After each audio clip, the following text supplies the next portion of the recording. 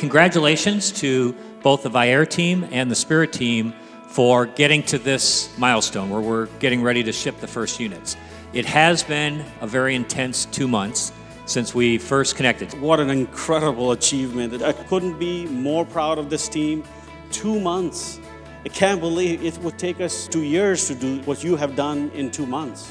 We've run 27 miles of data cables. We've run 3,500 feet of copper tubes for medical air and oxygen. And I'm so happy to see all of you being part of that journey, making ventilators that will immediately go on patients, saving lives. I've always wanted a job where I could help people. Every time you can help out and build something so essential like that, it's great. It's incredible the impact that you can have being part of this. At this point, it really touches home, you know, that without this, somebody could die.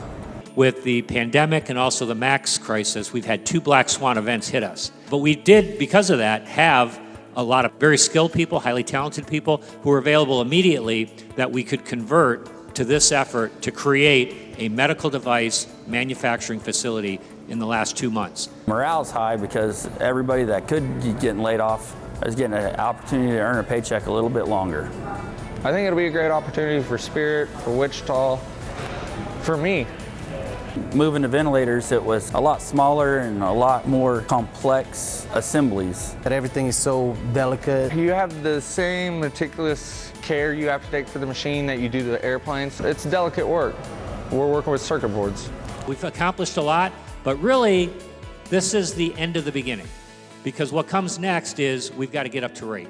We were making 25 a week in January, and we'll get to 1,000 a day here in June and July. That's amazing. Congratulations.